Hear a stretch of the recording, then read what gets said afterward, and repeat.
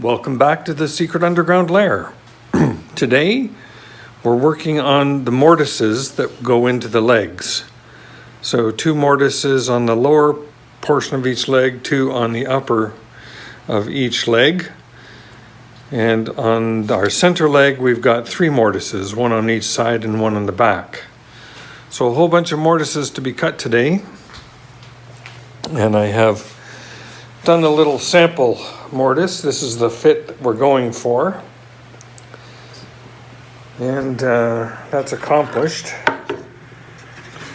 I can do this with one hand. Oh, I have to set the camera down. I'll be right back.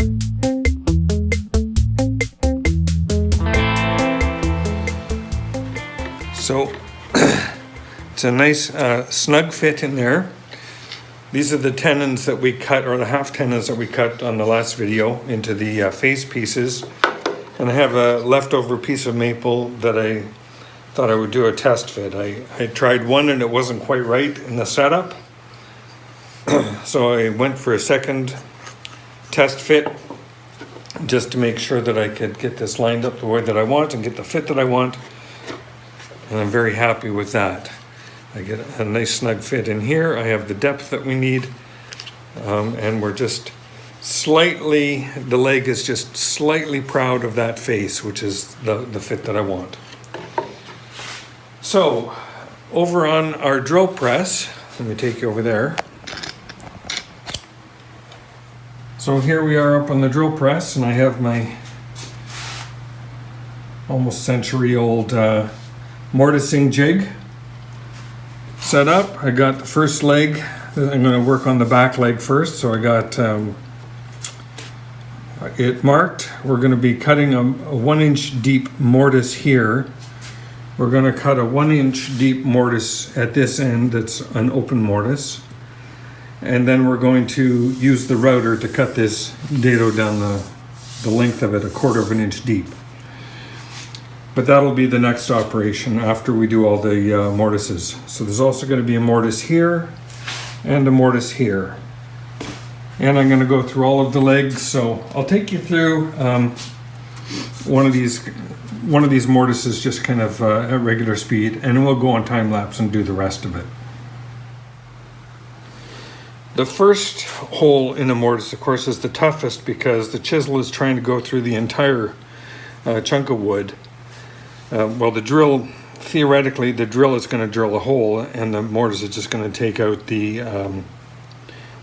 corners of that hole. Subsequent holes, I just move the piece down about half the width of the mortising chisel, and it's a lot easier on all the equipment involved. I had toyed with the notion of drilling a hole first, but then I need to be absolutely certain that that's spot on. And I think it's just easier to go with the chisel. So that's why I'm going the first cut chisel only.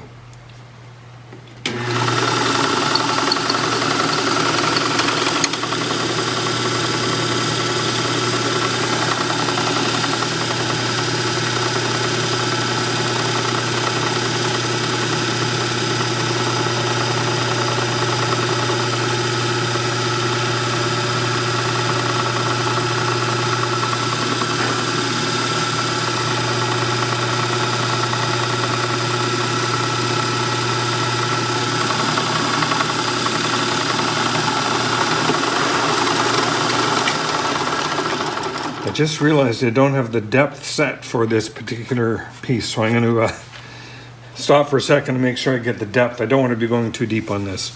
I'll be right back. Okay, just corrected the depth stop, so we'll carry on.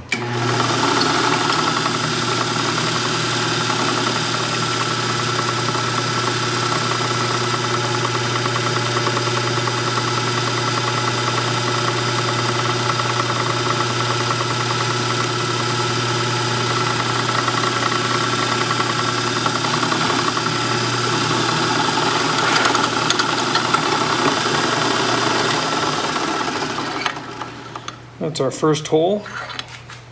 I'm bringing for a closer look at that. So nice square hole in there. Whoops, am I getting our camera? There we are. Nice square hole. So I'm just going to move the piece down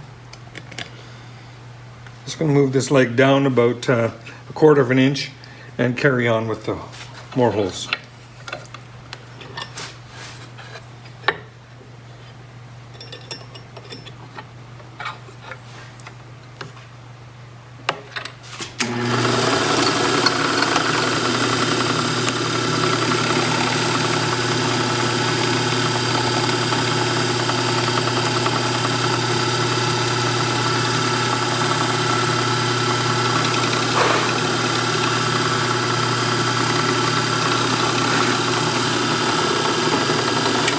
And you can see that that hole went considerably faster than the previous.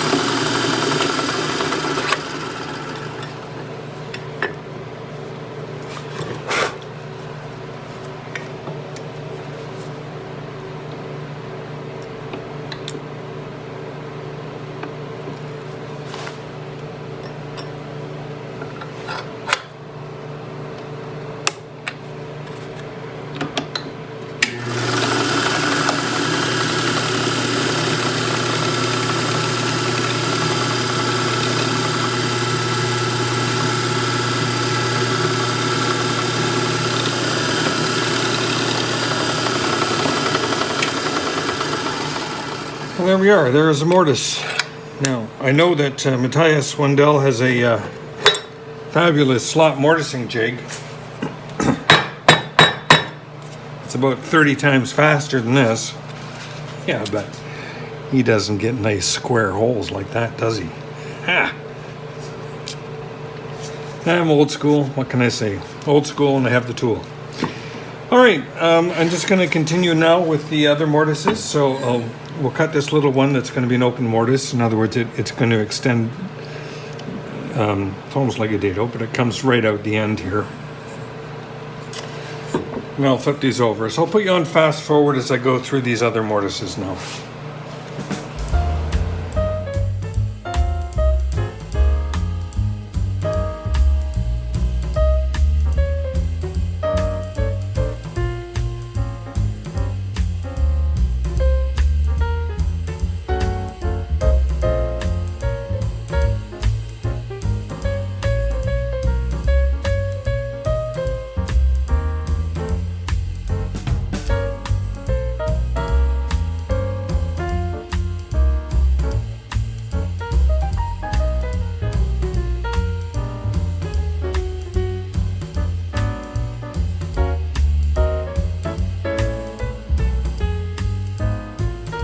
So we have all our mortises cut in the legs, with the exception of the center mortises on the two middle legs. So we're going to do those next, but I have to just realign the fence for that. And it's time for a bite of lunch. So I'll get some lunch, come back, and we'll take care of those. And then we'll do the little trick with the router to get our edge dados cut. All right, we're now set to cut our center tenons. or mortices rather. So one here, one at the other end. It's one of those little shallow ones. This is the front leg. I'm gonna put the back leg on, we'll do the same thing, but I'll put you on fast forward for this.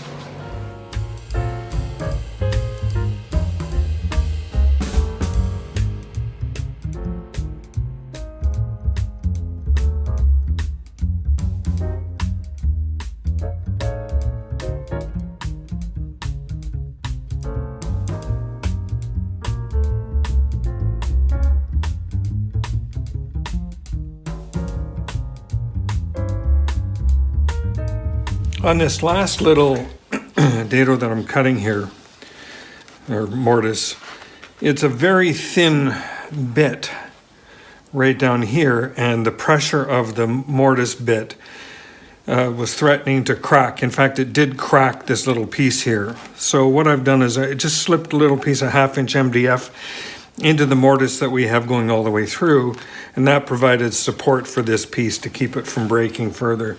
I'll put the same, slip that little piece through here so that when we're pushing through on this mortise, we don't break the wood, this little thin strip, this little.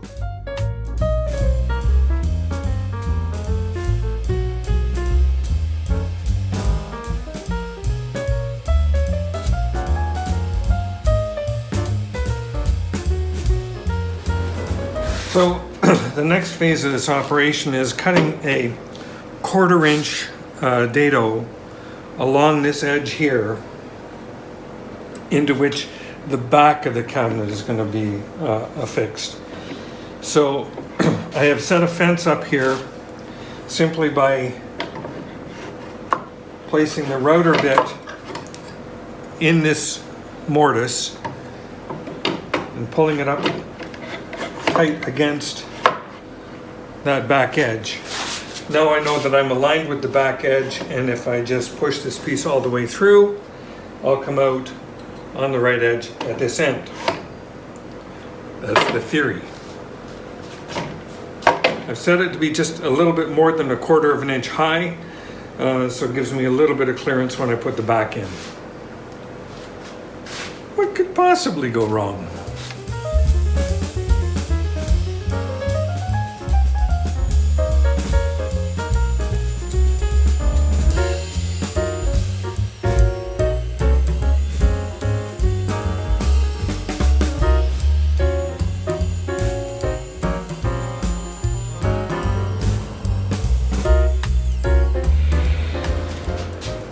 So that's given us our little slot now into which we can affix the back of the cabinet. Very happy with that. Next thing to do is to cut the 1/2 inch slot that I need for the sides. Now to do that, I'm actually going to use the same 1/4 inch bit because I don't want to be exactly 1/2 inch. It's going to be slightly less. I want to be exactly the width of the dado. So that the width of this dado and mortise is in fact slightly less than 1/2 inch. All right, I'm very happy that I have labeled every leg, top, front, left, so I know which, without doubt, which side needs to be cut. So I'm going to make a single pass here on this leg and on the front right leg, and then we'll come back and make these a little bit wider. I also need to do this on the rear legs, so a little bit more dadoing to do.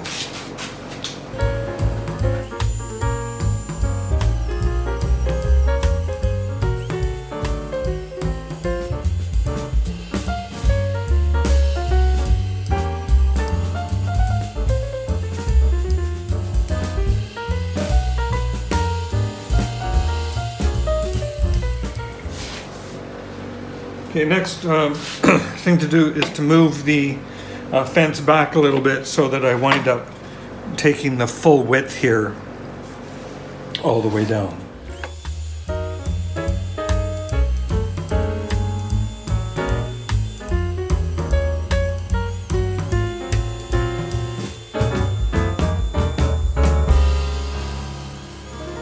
We've got 2 more tracks to cut. This is the back center leg, so I want to cut that same 1/2 inch down here. And our front center, I want to cut that same 1/2 inch down here.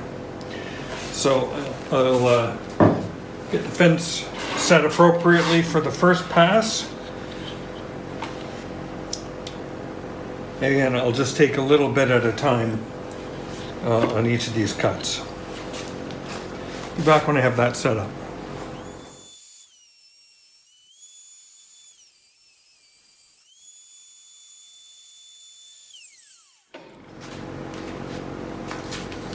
Okay, we now have our mortices cut and our dados cut. I can now kind of loosely assemble this frame, so I'll set this up on the work table and we'll see what it looks like. And there is the frame of our Gluckstein cabinet, loosely assembled. Just a simple dry fit. There are some things that need to be adjusted. The fit of these joints needs to be tailored just a little wee bit. That joint in the back in particular seems a little tight. And this one down here in this corner seems a little tight. But everything else seems to be fitting reasonably well. So I'm quite happy with how that's turning out. And that's kind of be a wrap for today's video. Tomorrow I go get the plywood and we can start making all of the other bits for it, and I'll fine-tune the joinery at that point. So thank you very much for watching. Please like and subscribe, and I'll see you on the next video.